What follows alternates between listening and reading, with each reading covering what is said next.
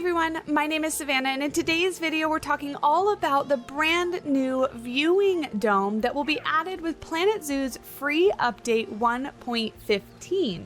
In today's video we'll talk all about where to find it, how to place it, and then just general tips and tricks for making your habitat look the very best that it can. As always, don't forget to leave a like and hit the subscribe button if you find this video helpful. That way you don't miss out on any future Planet Zoo content. Jumping over to River Rock Zoo, we have a habitat here for us to practice on. The very first thing we're going to do is want to place our dome entrance. If you go down to the barriers tab, you can find the entrance here, and it can be placed anywhere along your habitat barrier where there's enough room for it. We're going to go ahead and place ours here and then exit out of that menu and go to the Facilities tab, specifically over here to the Guest Facilities, where all the way at the bottom you will find the viewing dome itself. Now that we have the dome, you can place multiple in a habitat and they will automatically link up to the entrance as long as this is a complete and viable habitat that you've built. Now that we have our dome in place, if you go ahead and click on one of them, you will see the viewing dome menu over here on the right hand side with a few different options for us. This first button here will take us directly to the viewing dome entrance, where you have access to all of its settings as well as the ability to recolor the entrance itself. The outside, the bottom border, and the inside are all separately recolorable, so you can make it match your existing habitat, the surrounding area, or whatever colors you want it to be. If you go back to our viewing dome here, you can see we can also select the habitat, which will jump you to the entrance to your habitat and give you that menu as well. The last button is pretty self-explanatory, but if you hit enter camera view, you can get a look at what your guests see when they enter the viewing dome inside your habitat.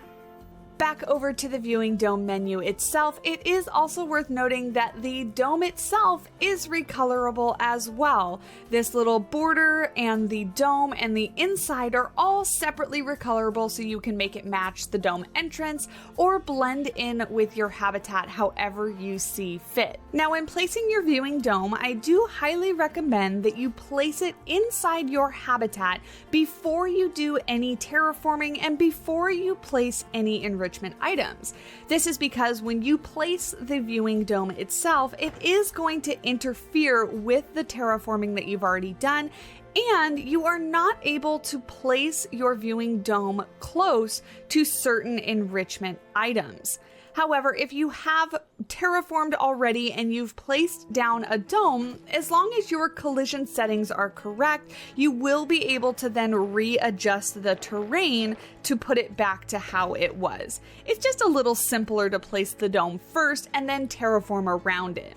Similarly, if we do grab a viewing dome again and we place this in our exhibit, you can see that if the dome is placed first and then we grab our enrichment item, you can get the enrichment item a lot closer to the dome if the dome is then placed first. So that's another reason why I recommend placing the dome down first and then placing your enrichment items. In addition to messing with terrain and enrichment items, the dome also acts a bit finicky with paths and barriers. You can see here that we are not able to place this dome within this corner because it's actually colliding with the fence and the paths. However, if you get rid of the fencing and the paths, go down and grab a viewing dome, place it down in your corner. We can then complete the barrier around this viewing dome without any issues, and we can get it pretty close to the barrier. We can also then replace this path with no issues at all. So another reason to kind of place your dome first before you get everything finalized. Now, one of the coolest features of the viewing dome, in my opinion, is the fact that it does actually work underwater. The same way that you would place an entrance and then a viewing dome, you can do so by placing it underwater. But there are a few things that you want to take into consideration first. The first being that if you just directly go to get a viewing dome and try to place it in the water, it does not work. So what you're going to have to do first is get rid of your water, place your viewing dome, and then place the water on top of it. So just like we've grown accustomed to basically making sure everything is in place and then adding your water as the very last step, this still holds true when you're trying to place your viewing dome. You also want to make sure that your water completely submerges your viewing dome to make it usable for your guests. But other than that, placing the viewing dome in the water is pretty self-explanatory and pretty simple. Same rules for placing it in your exhibit above ground are going to apply to placing it below ground. I would highly recommend placing your viewing dome first before any decorations, enrichment items, and then of course you must place it before the water. Now, the last thing that I want to show you with the viewing dome itself is that it doesn't actually have to be on flat ground or level with the viewing dome entrance itself. If you place it up on a platform of terrain, you can see that this viewing dome will still work. It says open, and your guests will still be able to go inside and get a look at your animals. However, if you were to just place it high up in the air without any terrain, if you get it high enough, it then will not recognize that it's in a habitat and it must be connected with some terrain. So this poses a couple really cool features, but also some difficult ones. As you can see here, if you wanted to place your viewing dome this high up, it's level with this terrain over here, it does recognize that it's part of this habitat, and you then could build some sort of building around this that makes it so guests would be able to go up into some sort of like tower for your habitat viewing.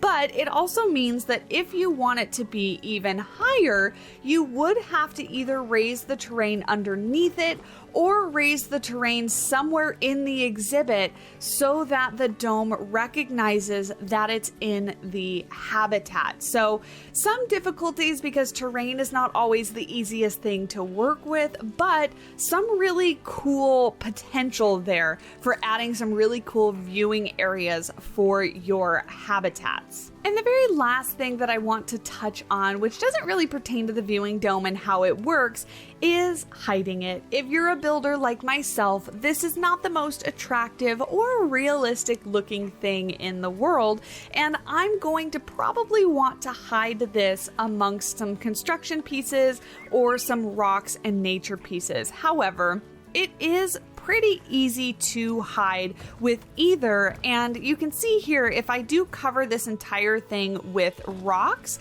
it still will function and guests will still be able to go inside of your viewing dome if you have added rocks and stuff like this. If we place a little door there, again, a very rough draft of this, but you can see we can very easily hide this viewing entrance and not a lot of scenery items. So I personally will probably be doing a lot of that to make it blend in with my exhibits a little bit better. And that's it. That's everything that I know about the brand new viewing dome coming with free update 1.15. Of course, if I missed anything or you have any helpful tips for me or the community, definitely leave those in the comments down below, and that way we can learn together. Thank you guys so much for watching, and of course, if you made it this far, don't forget the YouTubey things of leaving a like and hitting that subscribe button. Both help me out, and I greatly do appreciate it. Until next time, I will talk at you in the next video. Bye!